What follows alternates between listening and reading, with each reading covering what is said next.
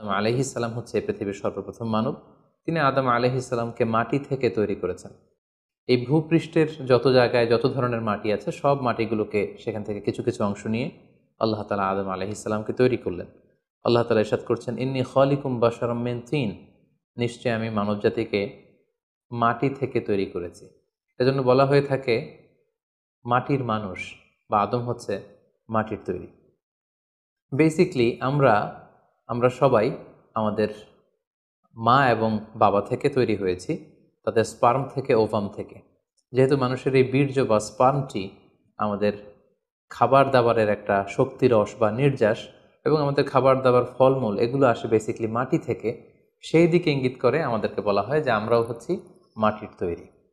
আদম আলাইহিস সালামকে আল্লাহ তাআলা সরাসরি মাটি থেকে তৈরি করলেন এবং এই সৃষ্টি প্রক্রিয়ার 3টি ধাপ ছিল। প্রথমত আল্লাহ তাআলা মাটিগুলোকে এঁটেল মাটিতে রূপ দিলেন, যেটাকে কোরআন বলেছে তিনুন লাজিব। তারপর সেই এঁটেল মাটিতে আল্লাহ তাআলা বৃষ্টি বর্ষণ করলেন, ফলে সেটা হয়ে গেল হামাইম মাসনুন, মানে কাদামাটি। এরপর কাদামাটির সে দলা দিয়ে আল্লাহ তাআলা সেখানে হিট দিলেন, প্রচণ্ড তাপ দিলেন। তাপ দিয়ে সেই মাটির দলাটিকে তিনি বানালেন সলসলিন কাল ফখর, ঠনঠনে পোড়ামাটি। এবং সেই ঠনঠনে পোড়ামাটির যে কাঠামো, আল্লাহ তাআলা আদম আলাইহিস সালামের স্ট্রাকচার দিলেন, কাঠামো দিলেন, এবং সেই কাঠামোর ভেতরে আল্লাহ তাআলা রুহের ফুৎকার দিলেন। আল্লাহ বললেন, ফাইদা সাওয়াইতুহু ওয়া নাফাখতু ফীহি মির রূহি, যখন আমি আদমকে তৈরি করলাম তখন then I breathed into him my spirit, আমি তার ভেতরে আমার রুহের ফুৎকার দিলাম। ফলে আদম আলাইহিস সালাম জীবিত মানুষ হিসেবে সর্বপ্রথম আবির্ভূত হল। আমরা যদি সহিহ বুখারীর দিকে তাকাই তাহলে দেখব যে সহিহ বুখারীতে সাইয়েদনা আদম আলাইহিস সালামকে যখন আল্লাহ তাআলা তার আকৃতি দিয়েছেন, অবয়ব দিয়েছিলেন, তার হাইট কত ছিল, কত লম্বা তিনি ছিলেন, সে ব্যাপারে সহিহ বুখারীতে এসেছে ওয়াকানা তুলহু সিত্তুনা যিরাআন, 60 বিঘত তিনি লম্বা ছিলেন। আমাদের হাতের এই কনুই থেকে আঙ্গুল পর্যন্ত এই জায়গাটিকে বলা হয় 1 বিঘত। সেই হিসেবে তিনি ছিলেন 60 বিঘত লম্বা, 60 কিউবিট। এবং সহিহ মুসলিমের একটি বর্ণনা থেকে আমরা জানতে পারি জুমার দিন আল্লাহ তাআলা আদম আলাইহিস সালামকে তৈরি করেছিলেন। ইয়াউমুল জুমআতি ফীহি খুলিকা আদম, জুমার দিনে আল্লাহ তাআলা আদম আলাইহিস সালামের সৃষ্টি প্রক্রিয়া এটাকে তিনি সম্পন্ন করেছেন। আদম আলাইহিস সালামকে তৈরি করার পরে আল্লাহ তাআলা ফেরেশতাদেরকে এবং আদম আলাইহিস সালামকে একসাথে করে একটি মক টেস্ট নিলেন। সেখানে আল্লাহ তাআলা তাদের সবাইকে কিছু শব্দের নাম শিক্ষা দিলেন এবং আদম আলাইহিস সালামকে ফেরেশতাদের সামনে এনে ফেরেশতাদেরকে আল্লাহ তাআলা বললেন যে এগুলোর নাম যদি তোমরা আমাকে বলতে পারো তাহলে বলো। আল্লাহ তাআলা বললেন, আম্বিউনি বিআসমাই হাউলাই ইন কুনতুম সাদিকিন। ফেরেশতাদেরকে প্রথমে প্রশ্ন করা হলো, বলো তো এগুলোর নাম কি? ফেরেশতারা উত্তর করতে পারলেন না। অতঃপর আদম আলাইহিস সালামকে লক্ষ্য করে আল্লাহ যখন বললেন, ইয়া আদম আম্বিহুম বিআসমাইহিম, হ্যাঁ আদম তুমি এই জিনিসগুলোর নাম সবাইকে শুনিয়ে দাও। ফালাম্মা আম্বাআহুম বিআসমাইহিম, আদম আলাইহিস সালাম যখন একটার পর একটা সবগুলো জিনিসের নামকরণ করে ফেলতে পারলেন, সবগুলো জিনিসের নাম বলতে পারলেন, ক্বালা আলাম আকুল লাকুম ইন্নী আ'লামু গায়বাস সামাওয়াতি ওয়াল আরদ, আল্লাহ তাআলা ফেরেশতাদেরকে বললেন, আমি কি তোমাদেরকে বলিনি যে আমি আকাশ জমিনের গায়েবের সমস্ত বিষয়ের ধারক এবং বাহক, সব বিষয়ের জ্ঞান আমার কাছে আছে। সো আদমকে আমি এমন কিছু স্পেশাল ফিচার দিয়ে তৈরি করেছি যেগুলো অ্যাঞ্জেলদের মধ্যে ল্যাকিংস ছিল। ফলে ফেরেশতারা সেগুলো জানার পরেও সেগুলোর নাম আল্লাহ তাআলাকে রিপিট করে বলে শোনাতে পারেনি, কিন্তু আদম আলাইহিস সালাম সবগুলো জিনিসের নাম একটার পর একটা তিনি বলে ফেলতে পারলেন। এবং এ থেকে প্রমাণিত হয় যে আল্লাহ তাআলা এখানে ফেরেশতাদের অপারগতা এবং আদম আলাইহিস সালামের শ্রেষ্ঠত্বের প্রমাণ তিনি এখানে স্থাপন করলেন। ফেরেশতাদের সামনে আদম আলাইহিস সালামের শ্রেষ্ঠত্বের প্রমাণ হওয়ার পরে আল্লাহ তাআলা সকল ফেরেশতাদেরকে আদেশ করলেন যে তোমরা আদম আলাইহিস সালামকে একটা সম্মানসূচক সেজদা দাও, যেটাকে অনারারি প্রস্ট্রেশন বলে। আল্লাহ তাআলা বললেন, উসজুদু লি আদম ফাসাজাদু ইল্লা ইবলিস আবা ওয়াস্তাকবারা ওয়া কানা মিনাল কাফিরিন। আল্লাহ তাআলা আদেশ দেওয়ার সাথে সাথেই সকল ফেরেশতারা সেজদা দিল। আসলে এই সেজদাটা কেমন ছিল আমরা জানি না। আমরা সাধারণত রুকু করলে we just bow down our head just little bit, আমরা আমাদের মাথা একটু নিচু করি। আমরা যখন সেজদা দেই আমরা আমাদের কপাল মাটিতে ছুঁয়ে দেই, এটা হচ্ছে আমাদের সেজদা। কিন্তু ফেরেশতাদের সেজদা আসলে আদতে কেমন ছিল আমরা জানি না। এজন্য ফেরেশতাদের কোনো বিষয়, জিনদের কোনো বিষয়, এটা যদি আমরা আমাদের মতো করে কল্পনা করি এটা ভুল হবে। বরং যেভাবে সেজদা দেওয়ার দরকার ছিল ফেরেশতারা ঠিক সেভাবেই আদম আলাইহিস সালামকে সেজদা দিয়েছেন। কিন্তু এই সেজদাটি ইবাদতের সেজদা নয়, কারণ এবাদত হিসেবে সেজদা দেওয়া যাবে শুধুমাত্র কেবলমাত্র আল্লাহ তাআলাকে। এই সেজদাটি ছিল সম্মানসূচক সেজদা, অনারারি প্রস্ট্রেশন। ফাসাজাদু ইল্লা ইবলিস, আল্লাহ তাআলা আদেশ দেওয়ার সাথে সাথে সকল ফেরেশতারা সেজদা দিল, ইবলিস ছাড়া। আবা ওয়াস্তাকবারা ওয়া কানা মিনাল কাফিরিন, সে সেজদা দিতে অস্বীকৃতি জানালো, ফলে সে কাফিরদের অন্তর্ভুক্ত হয়ে গেল। এখন প্রশ্ন হচ্ছে, হু ইজ দিস ইবলিস? ইবলিস কে? এতক্ষণ পর্যন্ত আমরা আল্লাহ তাআলার সাথে ফেরেশতাদের ডিসকাশন, শেয়ারিং শুনেছি। আদম আলাইহিস সালামকে হঠাৎ করে সৃষ্টি করলেন, কিন্তু নাও এ নিউ ক্যারেক্টার অ্যাপিয়ার্ড, নতুন একটি ক্যারেক্টার চলে এসেছে, সেটা হচ্ছে ইবলিস। ইবলিস হচ্ছে এক মহাজ্ঞানী সত্তা, যে হচ্ছে কানা মিনাল জিন। কোরআন আমাদেরকে কনফার্ম করেছে, কানা মিনাল জিন্নি ফাফাসাকা আন আমরি রাব্বি। ইবলিস বা শয়তান বেসিকলি জিন জাতির অন্তর্গত। আমরা আমাদের আদম আলাইহিস সালামের আলোচনার শুরুতেই বলেছি যে আল্লাহ তাআলা মানব সৃষ্টির আগে এই পৃথিবীতে জিন তৈরি করেছিলেন। ইবলিস হচ্ছে সেই জিনের অন্তর্গত। সে এবাদতে এত বেশি পরিশ্রমী ছিল, সে বেশি বেশি আবাদত করতে করতে আল্লাহ তাআলার প্রিয় সত্তায়, প্রিয় ভাজনে পরিণত হয়েছে। ফলে আল্লাহ তাআলা তার স্ট্যাটাসকে অনেক হাই করে দিয়েছেন এবং ফেরেশতাদের সাথে থাকবার সুযোগ করে দিয়েছিলেন। তাকে আল্লাহ তাআলা এতটাই সম্মান দিয়েছিলেন, সে চাইলেই আল্লাহ তাআলার সাথে সরাসরি কথা বলতে পারত। কিন্তু আল্লাহ তাআলা যখন আদম আলাইহিস সালামকে সেজদা দেওয়ার আদেশ করলেন, সবাই সেজদা দিল, ইবলিস ছাড়া। আল্লাহ তাআলা এ পর্যায়ে ইবলিসকে জিজ্ঞেস করলেন, মা মানাআকা আল্লা তাসজুদা ইয আমারতুক, হে ইবলিস, কিসে তোমাকে বাধা দিল সেজদা দিতে? কেন তুমি সেজদা দিলে না? সবাই যেখানে সেজদা দিল, তুমি কেন সেজদা দিলে না? ইবলিস তখন উত্তরে বলল, আনা খায়রুম মিনহু খলাকতানি মিন নার ওয়া খলাকতাহু মিন তিন। আমি আদমের চাইতে শ্রেষ্ঠ। সে আল্লাহর সাথে আর্গুমেন্ট দিতে শুরু করলো, লজিক দিতে শুরু করলো। সে বলল, খলাকতানি মিন নার ওয়া খলাকতাহু মিন তিন। আপনি আমাকে সৃষ্টি করেছেন আগুন থেকে, আদমকে সৃষ্টি করেছেন মাটি থেকে। আগুন হচ্ছে ঊর্ধ্বমুখী, আগুনের লেলিহান শিখা দাউ দাউ করে উপরের দিকে উঠতে থাকে, আর মাটির চাকা ঢিলা, ছেড়ে দিলে নিচে পড়ে যায়। সো ঊর্ধ্বমুখী কোনো জিনিস তো নিম্নমুখী কোনো জিনিসের কাছে নত হতে পারে না। আমি কেন সেজদা দেব? সে যখন আল্লাহ তাআলার কাছে এইভাবে যুক্তিতর্ক স্থাপন করলো, আল্লাহ তাআলা তার র্যাঙ্কিংকে নষ্ট করে দিলেন। আল্লাহ বললেন যে তুমি বিতাড়িত, অভিশপ্ত, লাঞ্ছিত এবং ধিক্কৃত। আল্লাহ তাআলা তার যে হাই র্যাঙ্ক এবং স্ট্যাটাস, সেই পদমর্যাদা, তাকে পদমর্যাদাচ্যুত করা হলো। ফলে সে তার আগের অবস্থানে আর থাকলো না।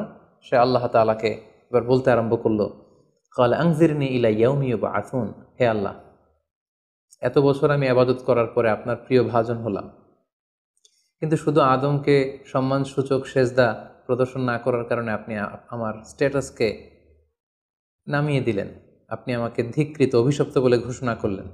তাহলে আমি আপনার কাছে একটা জিনিস চাই, সেটা হচ্ছে আনজিরনি ইলা ইয়াউমি ইউবআসুন, আপনি আমাকে কিয়ামত পর্যন্ত হায়াত দিন, যাতে আমি কিয়ামত পর্যন্ত বেঁচে থাকতে পারি। এবং সে শুধু আল্লাহর সাথে আর্গুমেন্ট দিয়েই ক্ষান্ত হয়নি, সে এ পর্যায়ে আল্লাহ তাআলাকে চ্যালেঞ্জ ছুড়ে দিল। বেসিকলি যদিও ইবলিস এত এত ইবাদত করে আল্লাহ তাআলার প্রিয় হয়েছিল, ফেরেশতাদের পর্যায়ে চলে গিয়েছিল, আল্লাহ তাআলা তার সাথে ডিরেক্টলি কথা বলতো, কিন্তু ইবলিসের ভেতরে একটা সুপ্ত অহমিকা বোধ ছিল। আল্লাহ তাআলা চেয়েছেন এই ইনসিডেন্টের মধ্য দিয়ে সেই সুপ্ত অহমিকা বোধটা প্রকাশ করে দিতে।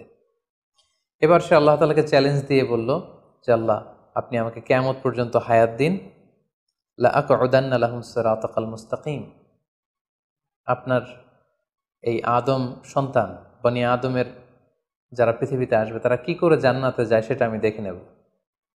আমি সিরাতুল মুস্তাকিমের সামনে বসে থাকবো, যাতে করে তারা সরল সঠিক পথ পেতে না পারে, তারা যাতে সত্যের পথে থাকতে না পারে। আমি তাদেরকে সুম্মা লাআতিয়ান্নাহুম মিন বাইনি আইদিহিম ওয়া মিন খলফিহিম ওয়া আন আইমানিহিম ওয়া আন শামাইলিহিম, সামনে থেকে, পেছন থেকে, ডান দিক দিয়ে, বাঁ দিক দিয়ে, সব দিক দিয়ে আমি তাদেরকে কুমন্ত্রণা দিব, ধোকা দিব, টেম্পটেশন দিব, হুইসপারিং করব। ওয়ালা তাজিদু আকসারাহুম শাকিরিন, আপনি তাদেরকে শুকরগুজার, কৃতজ্ঞ বান্দাদের অন্তর্ভুক্ত পাবেন না। আল্লাহ তাআলা বললেন, লামান তাবিআকা মিনহুম লাআমলাআন্না জাহান্নামা মিনকুম আজমাইন, তুমি আমাকে চ্যালেঞ্জ দিচ্ছ, ঠিক আছে, আমিও তোমার চ্যালেঞ্জ নিলাম, চ্যালেঞ্জ অ্যাকসেপ্টেড। তোমাকে এবং তোমাকে যারা ফলো করবে, ফলোয়ারদেরকে, তাদের সবাইকে দিয়ে আমি জাহান্নামকে পরিপূর্ণ করব। আল্লাহ তাআলা ইবলিসকে কিয়ামত পর্যন্ত হায়াত দিলেন, তার চ্যালেঞ্জ গ্রহণ করলেন, এবং ইবলিসও তার মিশন এবং ভিশন ফিক্স করে নিল যে যে আদমের কারণে আজকে আমি এতটা ধিকৃত, অভিশপ্ত, লাঞ্ছিত, সে আদমকে এবং সে আদমের সন্তানদেরকে, বনি আদমকে আমি জাহান্নামে ঢুকানোর আগ পর্যন্ত ক্ষান্ত হব না। এবং আল্লাহ রাসূল সাল্লাল্লাহু আলাইহি ওয়াসাল্লাম বললেন যে ইন্না শাইতানা ইয়াজরি মিনাল ইনসানি মাজরাদ দাম, মানুষের রক্ত প্রবাহের সাথে ইবলিস মিশে যেতে পারে, সেখানে যে সে কুমন্ত্রণা দিতে পারে। সেই ঘটনার পর থেকে আল্লাহ তাআলার সৃষ্টির দুইটি শক্তিশালী সৃষ্টির মধ্যে তৈরি হয়ে গেল চিরশত্রুতা, চিরবিদ্বেষ, চিরদ্বন্দ্ব, শয়তান আর বনি আদম। আদম আলাইহিস সালামকে যখন সেজদা করতে বলা হলো, সবাই সেজদা করলো, কিন্তু ইবলিস সেজদা করলো না। এই ঘটনার পর আদম আলাইহিস সালাম কেমন যেন একটু একাকিত্ব এবং অস্থিরতা ফিল করতে লাগলেন, লোনলিনেস, কারণ তার কোনো সাথী নেই, সঙ্গী নেই, প্রতিবেশী নেই, বন্ধু নেই, বান্ধব নেই, কেউ নেই। মানুষ হিসেবে তিনি কেবল একা, বড়ই একা। এবং আল্লাহ তাআলা বললেন ওয়াজআলা মিনহা যাওজাহা লিয়াসকুনা ইলাইহা, আল্লাহ তাআলা তার থেকেই তার একজন সাথী, তার সঙ্গিনী তৈরি করলেন, যার সান্নিধ্যে যে স্থির হতে পারে, সে প্রশান্তি পেতে পারে। অন্যত্র আল্লাহ তাআলা বলছেন খালাকা মিনহা যাওজাহা ওয়া বাসসা মিনহুমা রিজালান কাসীরা ওয়া নিসাআ, আল্লাহ তাআলা আদমের মধ্য থেকেই তার সাথীকে বা তার জোড়াকে, অর্থাৎ হাওয়াকে তিনি তৈরি করলেন, এবং এই আদম আর হাওয়া থেকে গোটা বিশ্বের সকল মানব মণ্ডলীকে তিনি তৈরি করেছেন। আদম আলাইহিস সালামের কোন জায়গা থেকে হাওয়া আলাইহিস সালামকে তৈরি করা হয়েছে? সহিহ বুখারীতে এসেছে খুলিকনা মিন তিলা, পাঁজরের হাড় থেকে। আদম আলাইহিস সালামের বাম পাঁজরের উপর দিকের বাঁকা হাড় থেকে আল্লাহ তাআলা হাওয়া আলাইহিস সালামকে তৈরি করেছেন। হাওয়া শব্দটি এসেছে আরবি শব্দ হাই থেকে। হাই মানে জীবিত, প্রাণবন্ত। যেহেতু জীবন্ত আদম থেকে ওনাকে সৃষ্টি করা হয়েছে, তাই তাকে হাওয়া বলা হয়। অথবা আদম আলাইহিস সালাম হাওয়া আলাইহিস সালামের সঙ্গ পেলেই তিনি উজ্জীবিত হয়ে ওঠেন, প্রাণোচ্ছল হয়ে ওঠেন, এজন্য ওনাকে হাওয়া বলা হয়। তাহলে পৃথিবীর প্রথম মানবী হাওয়া আলাইহিস সালামকে আল্লাহ তাআলা আদম আলাইহিস সালামের নিঃসঙ্গতা, একাকিত্ব এবং লোনলিনেস যে ফিলিংটা, এটা দূর করার জন্য তার একজন সঙ্গী তিনি ঠিক করে দিলেন, আদম এবং হাওয়া। ইংরেজিতে বলা হয় অ্যাডাম অ্যান্ড ইভ। এবং আল্লাহ তাআলা তাদের দুজনকে জান্নাতে থাকবার পারমিশন দিলেন। আল্লাহ তাআলা বললেন ওয়াকুলনা ইয়া আদম উসকুন আনতা ওয়া যাওজুকাল জান্নাহ, আদম তুমি আর তোমার স্ত্রী বা তোমার সঙ্গিনী দুজনে মিলে জান্নাতে থাকো। তবে এক্ষেত্রে কিছু ডুজ অ্যান্ড ডোন্টস আছে, কিছু ওয়ার্নিং আছে, কিছু প্রিকশন আছে। সেটা হচ্ছে ওয়াকুলা মিনহা রাগাদান হাইসু শি'তুমা, এই বাগানে, এই জান্নাতের যেখান থেকে মনে যায় তৃপ্তি সহকারে তোমরা উভয়ে খাও, কিন্তু ওয়ালা তাকরাবা হাযিহি শাজারাতা ফাতাকুনা মিনাল যালিমিন, জান্নাতের যেখান থেকে মনে যায় তোমরা খেতে পারো, পান করতে পারো, ঘুরে বেড়াতে পারো, আনন্দ উৎসব করতে পারো, কিন্তু ওয়ালা তাকরাবা হাযিহি শাজারা, এই গাছের ফল খাবে না। Be aware of this tree, এই গাছের কাছেও যাবে না। যদি যাও, যদি খাও, তাহলে ফাতাকুনা মিনাল যালিমিন, তোমরা জালিমদের অন্তর্ভুক্ত হয়ে যাবে। তাহলে আল্লাহ তাআলা আদম এবং হাওয়াকে জান্নাতে থাকার সুযোগ দিলেন, সেখানে কি করা যাবে, কি করা যাবে না সেটা বাতলে দিলেন, ডুজ অ্যান্ড ডোন্টস দিলেন এবং ওয়ার্নিং দিয়ে দিলেন। কোরআন বলছে ফাওয়াসওয়াসা লাহুমা শাইতান লিইউবদিয়া লাহুমা মা উরিয়া আনহুমা মিন সাওআতিহিমা, শয়তান তাদের দুজনকে টেম্পটেশন দিয়ে, কুমন্ত্রণা দিয়ে ধোঁকার মধ্যে ফেলে দিল। শয়তান এসে বলল, আমাকে আল্লাহ সৃষ্টি করেছেন অনেক আগে, তোমাদেরকে সৃষ্টি করার আগে আল্লাহ তাআলা আমাদেরকে জানিয়েছিলেন যে তোমাকে এবং হাওয়াকে আল্লাহ তাআলা এই জান্নাতে রাখতে চান না, তোমাদের দুজনকে আল্লাহ পৃথিবীতে পাঠিয়ে দিতে চান। কারণ এখানে তারাই থাকতে পারবে যারা ফেরেশতা, তোমরা ফেরেশতা নও। আর এখানে পার্মানেন্টলি থাকার জন্য, রেসিডেন্সিয়াল পারমিটের জন্য একটা জিনিস লাগে, সেটা হচ্ছে ওই গাছের ফল খেতে হয়। যারা ওই গাছের ফল খেয়ে ফেলবে তারা এখানকার চিরকালীন বাসিন্দা হয়ে যাবে, তারা কখনো পৃথিবীতে যাওয়া লাগবে না। সো এই জন্য আল্লাহ তাআলা তোমাদেরকে ফল খেতে নিষেধ করেছেন ওই গাছে। তোমরা যদি ওই গাছের ফল খেয়ে ফেলো তাহলে তোমরা এখানকার চিরস্থায়ী অধিবাসী হয়ে যাবে। কোনোভাবেই আল্লাহ তাআলা তোমাদেরকে এখান থেকে তাড়াতে পারবেন না। কিন্তু আল্লাহ তাআলা চাইছেন তোমাদেরকে এখান থেকে তাড়িয়ে পৃথিবীতে পাঠিয়ে দিবেন। আমি তোমাদেরকে কসম করে বলছি, আমি তোমাদের ওয়েল উইশার, শুভাকাঙ্ক্ষী। শয়তান বলল যে ওয়াকাসামাহুমা ইন্নী লাকুমা মিনান নাসিহিন, নিশ্চয় আমি তোমাদের জন্য শুভাকাঙ্ক্ষী, তোমরা আমার কথা শোনো। যদি এখানে আরামে দিনাতিপাত করতে চাও তাহলে তোমরা এই ফল খাও, ফলে তোমাদেরকে আর কোথাও যাওয়া লাগবে না। আদম আলাইহিস সালাম আল্লাহ তাআলার সে দেয়ার ডুজ অ্যান্ড ডোন্টস, সে ওয়ার্নিংয়ের কথা ভুলে তিনি এবং তার স্ত্রী ওই নিষিদ্ধ ফল থেকে খাওয়া শুরু করলেন। এবং খাওয়ার সাথে সাথেই ফালাম্মা যাকা শাজারাতা বাদাত লাহুমা সাওআতুহুমা ওয়া তাফিকা ইয়াখসিফানি আলাইহিমা মিন ওয়ারাকিল জান্নাহ, ওই নিষিদ্ধ গাছের ফল খাওয়ার সাথে সাথেই আদম আলাইহিসসালাম এবং হাওয়া আলাইহিসসালামের গায়ে যে জান্নাতি পোশাক ছিল অটোমেটিক্যালি সেই পোশাক খুলে পড়তে আরম্ভ করলো। ওনারা উলঙ্গ হয়ে যেতে লাগলেন। তড়িঘড়ি করে ওনারা জান্নাতের বিভিন্ন পাতা এনে, বিভিন্ন লতা পাতা এনে ওনাদের প্রাইভেটকে ওনারা ঢাকলেন। এবং তখনই ওনারা বুঝতে পারলেন, আমরা কি করলাম, আমরা তো মহাভুল করে ফেলেছি, আমরা তো আল্লাহ তাআলার আদেশকে অমান্য করেছি।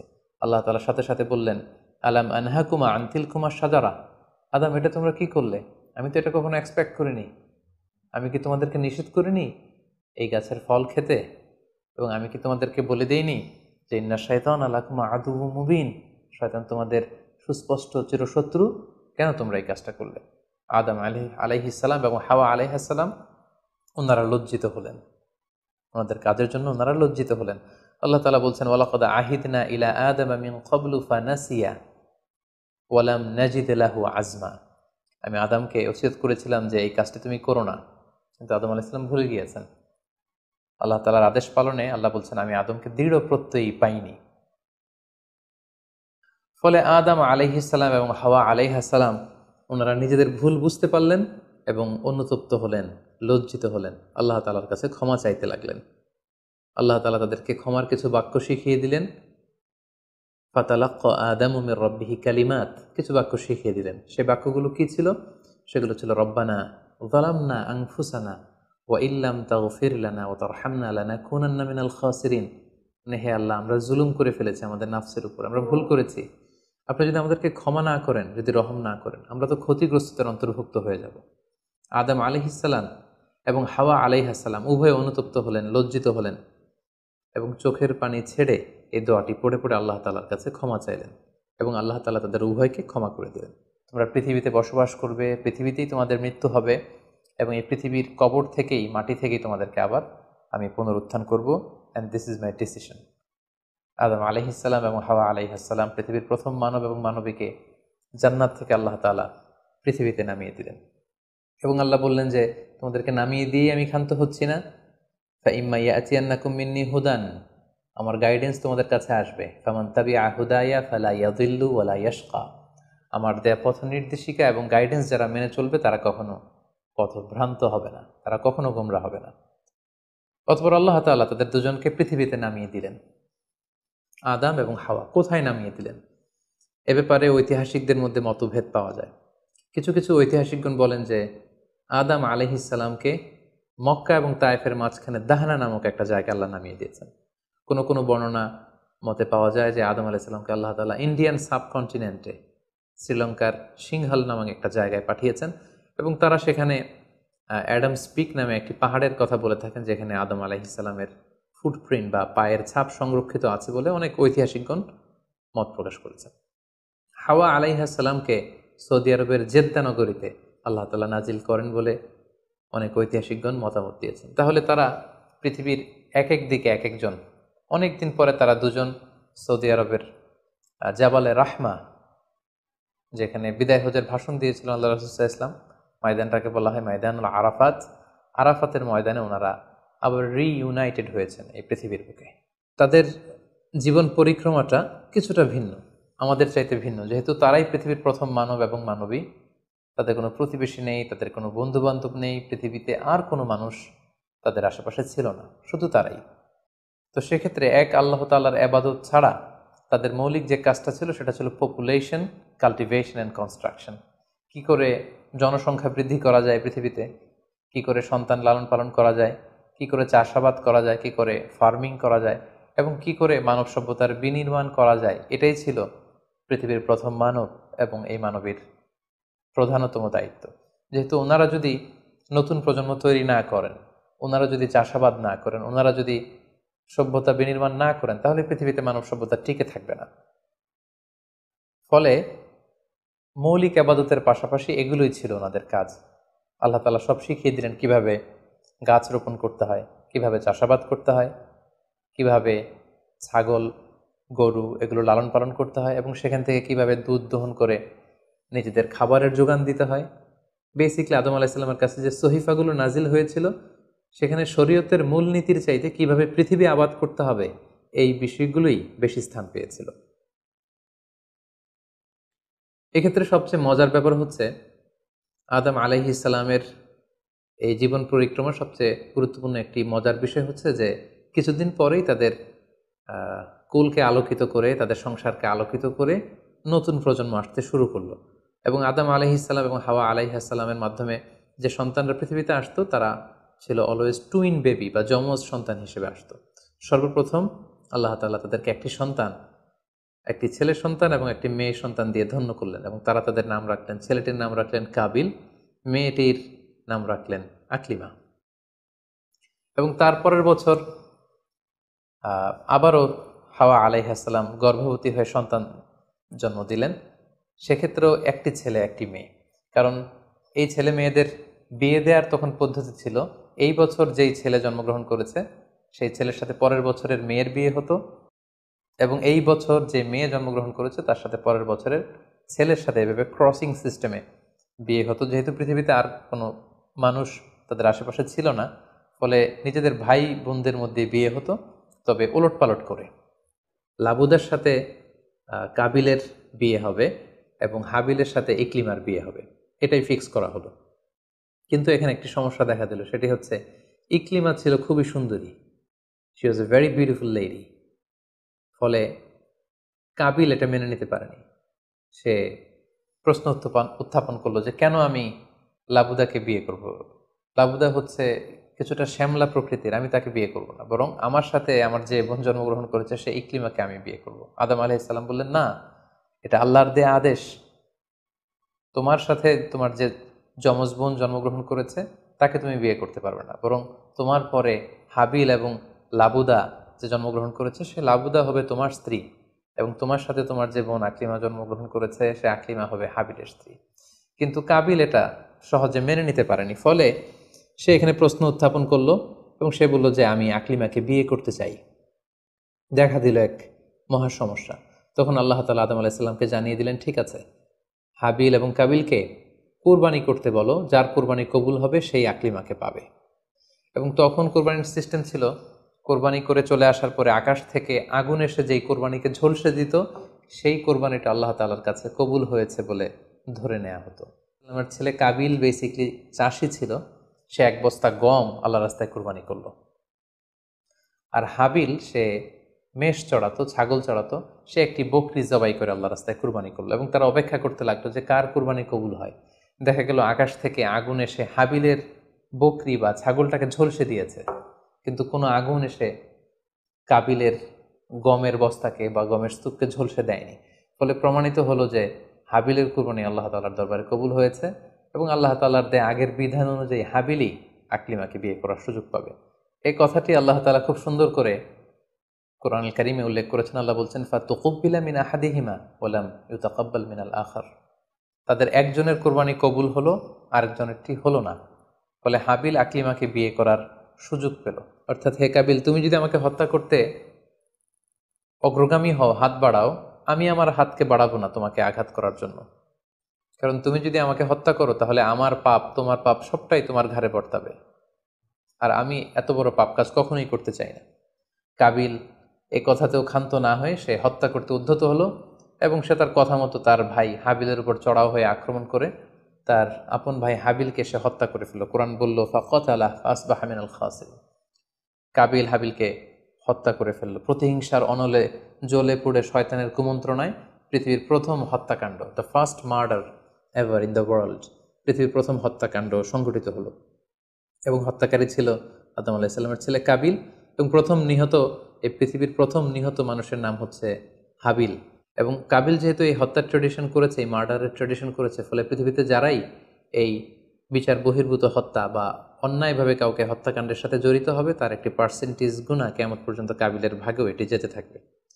এখন যে মজার ব্যাপারটি ঘটেছে সেটি হচ্ছে, কাবিল যখন হাবিলকে আক্রমণ করেছে, হাবিলকে নিহত করেছে, হত্যা করেছে, হত্যা করার পরে হাবিল লাশ হয়ে শুয়ে রইল। কারণ কাবিল যখন হাবিলকে আক্রমণ করেছে, হাবিলের গা থেকে যখন ব্লিডিং হয়েছে, সে ছটফট ছটফট করতে করতে এক পর্যায়ে মারা গেল। কিন্তু মারা যাওয়া কাকে বলে এটাও পৃথিবীর কেউ জানতো না। কাবিল নিজেও বুঝতে পারেনি যে এইভাবে আমি আঘাত করলে হাবিল এইভাবে মরে যাবে, তার ব্লিডিং হবে। মৃত্যু কি এটা তারা জানে না, কারণ এই পর্যন্ত এই পৃথিবীতে কেউ তো মারা যায়নি। ফলে সে দেখলো যে কিছুক্ষণ আগে আমার ভাই হাবিল আমার সাথে কথা বলছিল, এখন হাবিল আর কথা বলে না, চুপ করে শুয়ে আছে, নড়ে না চড়ে না। কাবিল তার ভাইকে কাঁধে নিয়ে ঘুরতে লাগলো। কি করবে? সে কথা বলে না কেন? কারণ এটা যে মৃত্যু, দিস ইজ দ্য ডেথ, এটা তাদের জানা ছিল না। এবং তার ভাইয়ের লাশকে সে কি করবে সে নিজে বুঝতে পারছিল না। তখন হাবিলকে শিক্ষা দেওয়ার জন্য আল্লাহ তাআলা একটি কাককে পাঠালেন। فبعث الله غرابا يبحث في الأرض ليريه كيف يواري سوءة أخيه। দুটি কাক এসে একটি কাক আর একটি কাককে হত্যা করলো, এবং হত্যাকারী কাকটি তার ঠোঁট দিয়ে তার পা দিয়ে মাটি খুঁড়ে গর্ত করে সেই গর্তের ভেতরে মৃত কাকটিকে ফেলে আবার মাটি দিয়ে ঢেকে ফেললো। এই দৃশ্যটি হাবিল দেখে বুঝতে পারলো যে আমাকেও, আমার কাবিল দেখে বুঝতে পারলো আমাকেও একই কাজ করতে হবে। কাবিল তখন মাটি খুঁড়ে তার ভাই হাবিলকে মাটি চাপা দিয়ে পৃথিবীর প্রথম ফিউনারাল বা বারিফাইংয়ের যে সিস্টেম, কবর দেওয়ার যে প্রক্রিয়া, এটা তিনি সারলেন। আদম আলাইহিস সালাম তখন চলে গিয়েছিলেন মক্কায় কাবা নির্মাণের কাজে বা হজের কাজে। সেখান থেকে ফিরে এসে এই ঘটনা শুনে তিনি অত্যন্ত দুঃখ পেলেন। তিনি কাবিলকে ভর্ৎসনা করলেন এবং আদম আলাইহিস সালামের সন্তান সন্ততি সবাইকে ডেকে তিনি নাসিহত করলেন। এক আল্লাহর আদেশ মেনে নেওয়ার জন্য তিনি সবাইকে আহ্বান জানালেন। হাবিলের পরবর্তীতে আল্লাহ তাআলা এওয়াদান আন হাবিল, হাবিলের পরিবর্তে তিনি শীস আলাইহিস সালামকে আদম আলাইহিস সালামের ছেলে হিসেবে পৃথিবীতে দান করলেন। হাওয়া আলাইহিস সালামের কোল জুড়ে পৃথিবীতে আসলো শীস, এবং তার সাথে তার টুইন বোন হাজুরা পৃথিবীতে আসলো। এবং আদম আলাইহিস সালামের পরে শীস আলাইহিস সালামকে আল্লাহ তাআলা নবী হিসেবে সিলেক্ট করলেন, এবং তার এই নবুয়তির দায়িত্ব আল্লাহ তাআলা শীস আলাইহিস সালামের কাঁধে দেওয়ার পরে আদম আলাইহিস সালামের পৃথিবী থেকে বিদায় নিলেন। কোথায় তাকে কবর দেয়া হয়েছে? ঐতিহাসিকদের মধ্যে একাধিক মত পাওয়া যায়। কোনো কোনো বর্ণনা মতে ওনাকে মক্কাতে কবরস্থ করা হয়েছে, কোনো কোনো ঐতিহাসিক বর্ণনা মতে ওনাকে বাইতুল মাকদাসে কবরস্থ করা হয়েছে। আর ঠিক এভাবেই পৃথিবীর প্রথম মানব এবং প্রথম নবী আদম আলাইহিস সালাম এই পৃথিবী থেকে বিদায় নিয়ে পরপারে পাড়ি জমালেন। সম্মানিত শুধু আদম আলাইহিস সালামের এই জীবনী থেকে আমাদের জন্য কি শিক্ষা? কেন আল্লাহ তাআলা কালামুল্লাহ মাজিদে কোরআনুল কারীমে নবীদের ঘটনাগুলো বর্ণনা করেছেন? কেন আদম আলাইহিস সালামের ঘটনা আমাদেরকে শুনিয়েছেন? নিশ্চয়ই এর পেছনে কারণ রয়েছে। সেটি হচ্ছে আমরা যাতে করে এই জীবনী থেকে আমাদের প্রাত্যহিক জীবনের জন্য শিক্ষা, লেসন, এগুলো যাতে গ্রহণ করতে পারি। আদম আলাইহিস সালামের এই বর্ণাঢ্য জীবনী থেকে, সংগ্রামী জীবনী থেকে আমরা কি শিখতে পারি, কি কি লেসন আমাদের জন্য রয়েছে, এ পর্যায়ে আদম আলাইহিস সালামের জীবনী থেকে শিক্ষাগুলো আমরা আলোচনা করব। আদম আলাইহিস সালামের জীবনী থেকে প্রথম যে শিক্ষাটা আমরা পাই সেটা হচ্ছে সৃষ্টির জন্য অহংকার করা বা অ্যারোগেন্স এটা শোভা পায় না। অহংকার করা এটা হচ্ছে স্রষ্টার বৈশিষ্ট্য। কোনো সৃষ্টি কখনো অহংকার করতে পারে না। আল্লাহ তাআলা বলেছেন হাদিসে কুদসিতে, আল কিবরিয়া উরিদা ই, অহংকার হচ্ছে আমার চাদর, এজন্য যে অহংকার করবে ওকে আমি জাহান্নামে নিক্ষেপ করব। কিন্তু শয়তানের ক্ষেত্রে আমরা এই মিস্টেকটাই দেখেছি। সে অহংকারের ফাঁদে পা দিয়ে আল্লাহ তাআলার আদেশ অমান্য করেছে এবং সে ধিক্কৃত, অভিশপ্ত একটা সত্তায় পরিণত হয়েছে। এবং সে বলেছে যে আনা খাইর মিনহু, আমি আদমের চাইতে শ্রেষ্ঠ। কোনো বিশ্বাসী, কোনো প্র্যাকটিসিং মুসলিম কখনো নিজেকে বড় মনে করতে পারে না। ইসলাম আমাদেরকে এটা শেখায় না। নিজেকে বড় মনে করা এটা হচ্ছে শয়তানের স্বভাব, যেটা আমরা আদম আলাইহিস সালাম এবং শয়তানের যে ঘটনা, ইনসিডেন্ট, সেখান থেকে আমরা জানতে পারলাম। নিজেকে বড় মনে করা এটা শয়তানের অ্যাটিটিউড। বিশ্বাসীরা কখনো নিজেকে বড় মনে করে না, তারা কখনো অ্যারোগ্যান্ট অ্যাটিটিউডের হতে পারে না। কারণ আল্লাহ রাসূল সাল্লাল্লাহু আলাইহি ওয়াসাল্লাম আমাদেরকে শিখিয়েছেন, আল্লাহুম্মা জাআল ফি আইনি সাগীরা ওয়া ফি আ'ইউনিন নাসি কাবীরা, হে আল্লাহ, আপনি আমার চোখে আমাকে ছোট বানান, মানুষের চোখে আপনি আমাকে বড় বানান। আপনি নিজেকে কখনো বড় বলে উপস্থাপন করতে পারবেন না। আপনি বড় এটা আপনার মুখে বলা শোভা পায় না, বরং আপনি বড় কিনা ছোট এটা মানুষ প্রমাণ করবে, সেটা মানুষ ডিসাইড করবে। এজন্য আল্লাহ রাসূল সাল্লাল্লাহু আলাইহি ওয়াসাল্লাম বলতেন, হে আল্লাহ, আমার চোখে আপনি আমাকে ছোট বানান, মানুষের চোখে আপনি আমাকে বড় বানান।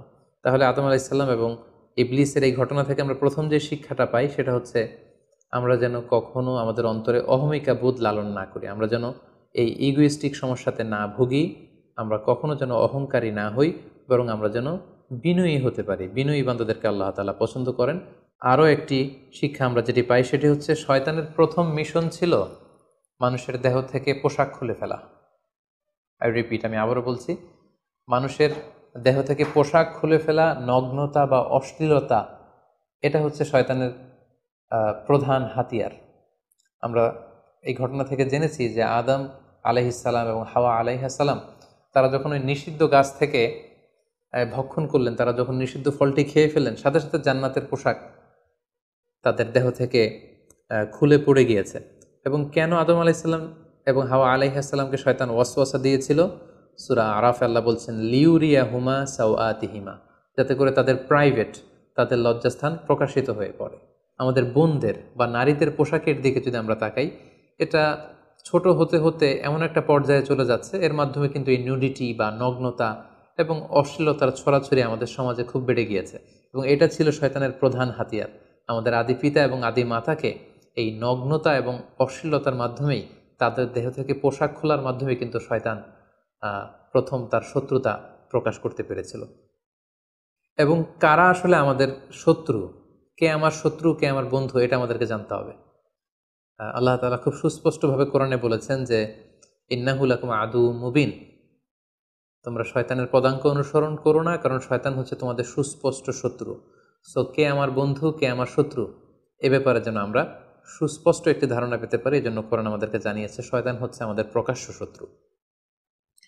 আদম আলাইহিসসালামের এই স্টোরি থেকে আমরা আরও একটি শিক্ষা পাই, সেটা হচ্ছে আল্লাহ তাআলা যখন জান্নাতে আদম এবং হাওয়া আলাইহিসসালামকে থাকার সুযোগ দিলেন, আল্লাহ বললেন ওয়ালা তাকরাবা হাযিহি শাজারা, খবরদার যেটা মনে চায় খাও, কিন্তু ওই গাছের কাছেও যেও না।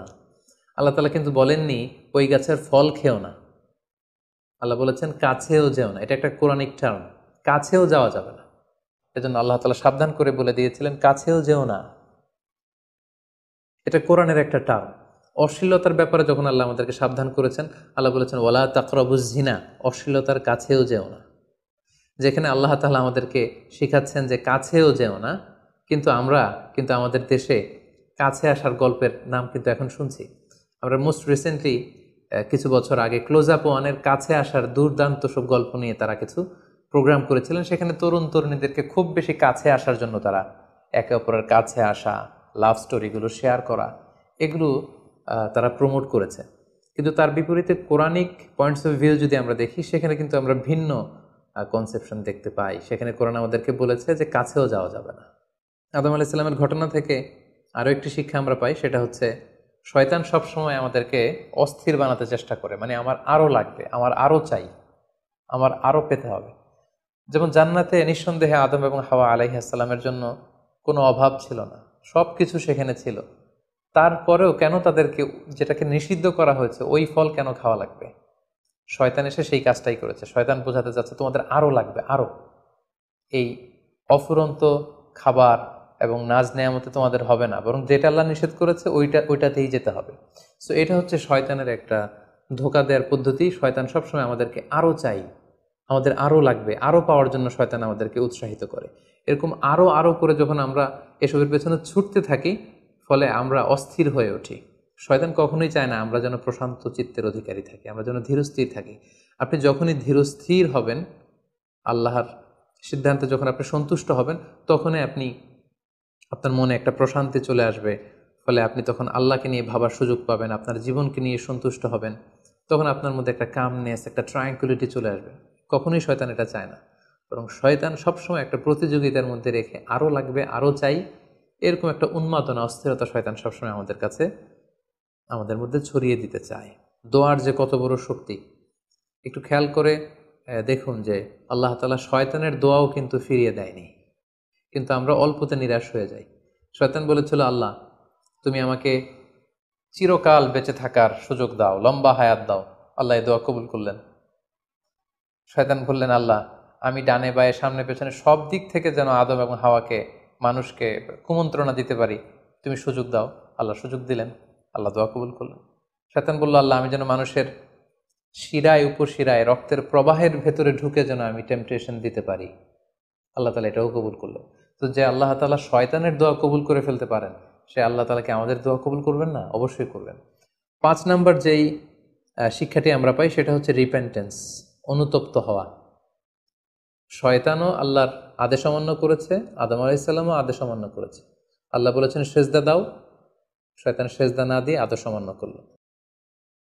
আল্লাহ তাআলা আদমকে বলেছেন এই গাছের কাছে যেও না, আদম আলাইহিস সালাম ভুল করে খেয়ে তিনিও আদেশ অমান্য করলেন। পার্থক্যটা কোথায়? পার্থক্য হচ্ছে শয়তান ভুল করে সে ভুলের উপর অটল থেকে গিয়েছিল, অহংকার করেছিল, কিন্তু আদম আলাইহিস সালাম ভুল করে তিনি অনুতপ্ত হয়েছিলেন। শয়তান ভুল করে ভুলের উপর স্থির থাকে, আর আল্লাহর প্রিয় বান্দারা ভুল করে তারা আল্লাহ তাআলার কাছে ক্ষমা চায়। আমরা মানুষ হিসেবে আমাদের ভুল হতেই পারে, এটা খুবই স্বাভাবিক। কুল্লুকুম খত্তা, তোমরা সবাই পাপী, ও খৈরুল খত্তাইনা তাওয়াবুন, এই পাপীদের মধ্যে সবচেয়ে শ্রেষ্ঠ পাপী হচ্ছে যে পাপী পাপ করার পরে আল্লাহ তাআলার কাছে তওবা করে, অনুতপ্ত হয়। অনুতপ্ত বান্দার চোখের পানির যে কত পাওয়ার, জাহান্নামের আগুন কোনো কিছু দিয়ে নেভানো সম্ভব না, কিন্তু অনুতপ্ত বান্দার চোখের পানি দিয়ে জাহান্নামের আগুন নিভে যায়। একজন বান্দা যখন ভুল করে, পাপ করে, ভুল বুঝতে পেরে অনুতপ্ত হয়ে চোখের পানি ছাড়ে, তার চোখের পানি চোখ বেয়ে, তার নাকের ডগা বেয়ে মাটিতে পড়ার আগেই আল্লাহ অনুতপ্ত বান্দার সব গুনাহ মাফ করে দেন। তাই আমরা যেন আল্লাহ তাআলার কাছে অনুতপ্ত হতে পারি। শয়তান আল্লাহকে সেদিন চ্যালেঞ্জ দিয়ে বলেছিল, আল্লাহ আমি দেখে নেব কি করে তুমি তোমার বান্দাদেরকে জান্নাতে ঢুকাও। আল্লাহ তাআলা বললেন, চ্যালেঞ্জ অ্যাকসেপ্টেড, তোমার চ্যালেঞ্জকে আমিও গ্রহণ করলাম। তুমি আজীবন আমার বান্দাদেরকে ধোঁকা দিবে, কিন্তু আমার বান্দা যখন অনুতপ্ত হয়ে চোখের পানি ছেড়ে ক্ষমা চাইবে, আমি জীবনের সব গুনাহ মাফ করে দেব। সো অনুতপ্ত হয়ে আল্লাহর কাছে চাওয়ার এই সুযোগকে যেন আমরা নষ্ট না করি। আমরা যেন ভুল করলে আল্লাহ তাআলার কাছে ক্ষমা চাই, আমরা যেন তাওবা করে ফিরে আসি।